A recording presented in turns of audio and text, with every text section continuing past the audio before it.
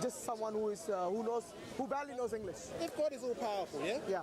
Then surely God could have like taught him how to read and write, you know? He could have. So, but like I said, that wasn't the purpose of God. No, but so when he actually is reciting what he's been taught, yeah? Yes. And someone has written it down, he can say, because these are fallible people, he can say, well, this is not what I actually said, you written it down wrong.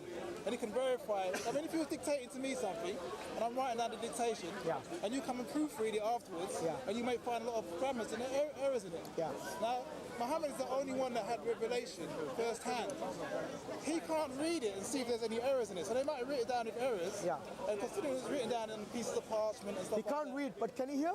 He can hear. So imagine you wrote something, I dictated something to you, and you wrote it down with an error. Yes? I will ask you to read it back to me. Remember, I know what I dictated. Yes, because I memorized it. Oh, Muhammad memorized it? Of course, he memorized the entire Quran. So every time he had a recitation, he would memorize it. So in 23 years, he memorized the entire Quran. And not only that, every year in the month of Ramadan, the angel himself would actually come and ask Muhammad to recite the Quran to ensure that this is double checked for quality and for what it's being recited in terms of any mistakes or any errors in memory or in terms of the way he recites it. If he memorized it, why did they need to write it down on pieces of parchment and pieces of bone? Because you see, in the time of Arabia, at that time, 1400 years ago, the paper, the papyrus, whatever it was very expensive. So they would write it on whatever was available at that time. Not only that, the primary source of the way it was propagated, the Quran, was by memory. Because you see the Arabs at that time, they had very good memory. They would remember the genealogy of their horses. Yes, that this horse's mother was this and this father was this. They would basically have such in-depth knowledge in terms of memorizing that they would memorize things like that, which to us might be mundane, which might not even be relevant. They would memorize poetries, lengthy poetries, yes? And you see there is also evidence in the Iliads, you know the Iliads, which was written by, I believe by, what's his name? The Greek guy, Homer. Yes, so Homer has written, and at that time they say that this was basically written down from memory, or written down. It's a lengthy tale, you know, the tale of Gilgamesh.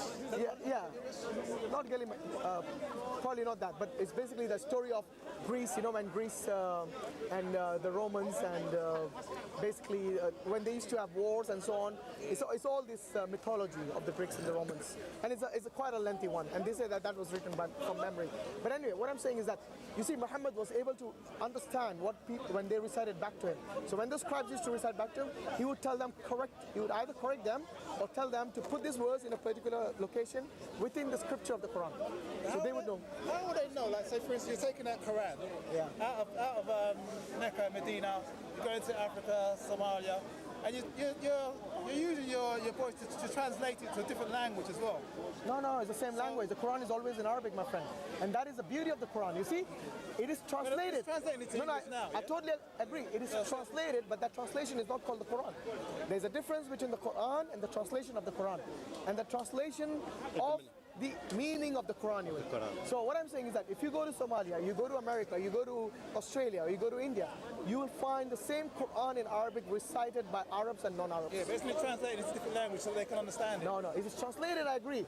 But remember what I told you, the translation is not the Quran. Yeah, the Quran remains from the time of Muhammad until when God wishes it to. The glorious Quran is translated into English. Yeah, of course there is translations of the Quran. I'm not saying no. Translation errors in it, you know. You see the translations you'll find different. Like for example, if you read the KJV and the NIV, you'll find different wordings for the same verse. This is basically the translation from the original into English, because not everything in Arabic can be rendered into English. You have to somehow look at the culture, look at the idioms, and translate it instead of translating everything literally. Otherwise it won't make sense to you. So there is something always lost when you translate it from language A to language B.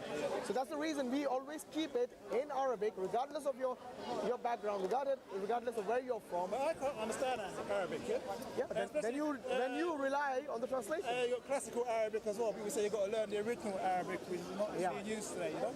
Well, it's used to it, of course. But the classical Arabic is still being used. The classical Arabic is used to it, I mean, someone's giving me the Quran and it's in English. And they say, well, you can't really understand it unless you learn Arabic and read it now.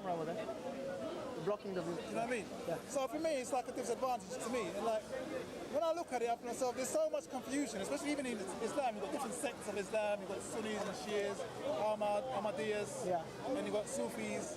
You know, so there's so many different belief systems in Islam as well. Yeah, just like any other religion. In Christianity, it's even worse. There's about 40,000 different denominations of Christianity. I think all the faiths, even the Judaism, even other faiths, they all basically, they all have this different sects, different interpretation of the original. But you see, if you find in all the different religions, you'll find one mainstream. Yeah, but yes? There'll be a mainstream and mainstream Sunni Islam.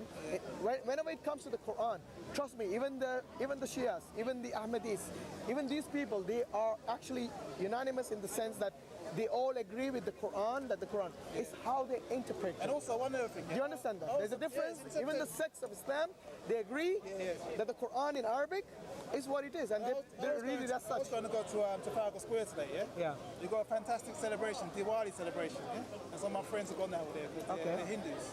Really nice people. Yeah. Now, God is watching these people from centuries following this belief, which came before Islam, before Christianity, and having a fantastic celebration. These are really good people. Yeah. Now, if the Quran came about, and it's the one true word of God, and God can see all the different belief systems, you've got Christians, you've got Islam, you've got Buddhists, why can't he resolve this? By coming down and telling people, like, all you guys, all worshiping the wrong religion, these guys are right. What makes you think that if God came down, they would believe him? Because if he showed himself, if he was a parent, then isn't that what the Christians believe, that God came down?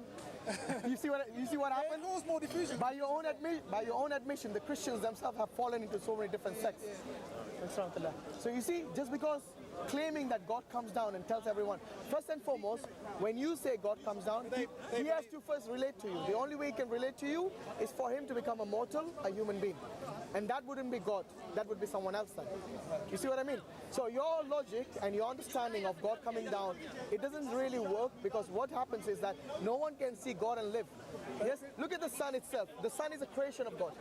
When it's really a sunny day, even in Britain, yes, are you able to look at the sun directly without being affected by it?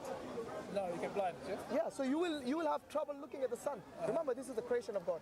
Not only that, this is like millions of miles away, I don't know, thousands, tens of thousands of miles away. How can you stand God himself, who is mightier than all this creation, all the stars put together, yes? How will you be able to see him?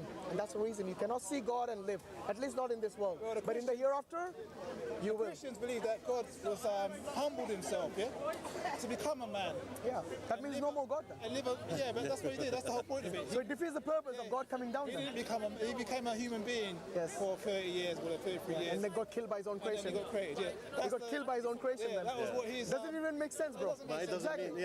So that's the reason. Anyone who says that, why doesn't God come down as a man and then tell us all to come together? Because but you're saying doesn't make sense, but 2/3 of the world's population believe in this Christianity. It doesn't matter. It doesn't matter, my friend. The point here is this: it's not the the quantity of people who believe or disbelieve. You know, very soon there are countries. Actually, there are already countries in Northern Europe. Yeah. So if you go to places like Scandinavia, the number of Christians have dwindled in comparison to atheism. Atheism has caught on there. So you'll find some places where it's 70% atheists. Just because in this country it's 52% atheists. Yeah, that's what I'm saying. Just because the number of atheists have grown in this particular region, it doesn't mean atheism is correct, is it? No. So that logic also doesn't work.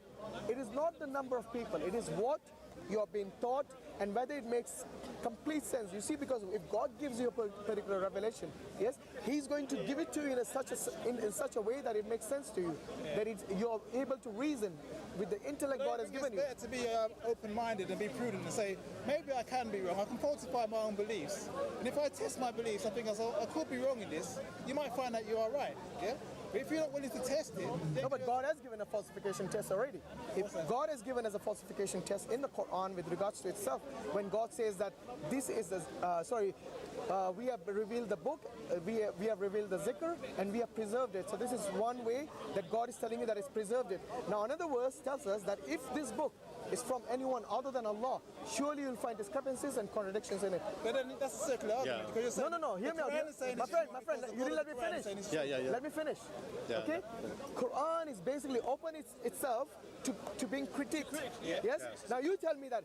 You see, that all you need to do as a person who's not a Muslim, yes, as a person who wants to challenge the Quran is to find a single contradiction. Yeah. Contradiction. Yes, Yeah, and you'll be that able is to what the tell Quran's challenge is. Find a single contradiction in the Quran, and then you will prove that this is not a book of God. That's what the Well, Quran the creation story. But is that a fair test? Yeah, the creation. Is that a story. fair falsification test? Yeah, Good. yeah. So now all you need to do as a non-Muslim is to prove that. And you know what? Trust me, many people over the centuries have tried it Well, I and find they the failed. creation story in the Quran is contradicting. Really gone. Give me something from the creation story What was the first? of the Quran. What was the first? Talking to this gentleman. What was the first thing that Allah created? Said was a pen, yeah. Allah says, yeah, it's a pen. Some say it's the throne, but there are differences of opinion. So what is the contradiction? I want to How know can that. you create a pen? A pen is made out of heavy materials, you know? Oh my God. What Is is that the made pen you think? A literal maybe- pen? Back in them days, pens were made of feathers. Bro, do you really think a literal pen? It's not a literal pen. It's not a literal pen in the sense that we see it as a pen. It can be, look, it's a metaphoric term. It's a metaphorical pen. Yeah, it's a metaphoric term, maybe, referring to what God created. How do you know And we what's don't know. literal or what's We don't know what kind of pen it was. We don't know whether it was a quill or basically it was a pen, because earlier they didn't have pens. But you They could used to have a write with the quill. feathers. How can you have a quill? You create a quill when you have a... I'm not saying, look, I'm not claiming I know what it is. Yeah. All God said is that He created this, but how is it a contradiction? I want to know. But it's a contradiction. It says, Whatever form that pen is in, I want to know where is the contradiction. right, a pen was made out of heavy elements, yeah? And the first thing that That is a pen you're thinking of. You see, you got a perspective of It's a a pen. magic pen. It's a magic pen. We don't know what kind of pen. I've just told Why you. call it a pen then? What are you going to Because you see, this is a pen in the sense that you and I don't know. And what's he going to pen for? To write on something, isn't it? I don't know myself. So what's he going to write on? Allah wrote, for example, Allah wrote in, it's called the preserved tablets. Yes?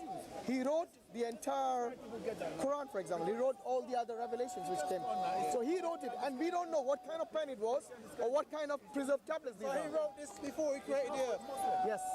Before he created anything. All right, Not so only he used a that. pen and wrote it on tablets before there was anything like rocks or... There you go Why are you again. worried about that? You Why see, are worried you about see what I that? told Don't you you ask about? about the tree in Jannah? Because it's a contradiction. He also Don't you contradiction. understand? There's no contradiction. Sorry, I need to take this call quickly, but I'll be back. Can someone just finish that? Pray anyway. Yeah. Just, Pray, hopefully after prayer we'll come. hello, Assalamualaikum. Yeah, Alhamdulillah, yes. 8 o'clock as we had, yeah.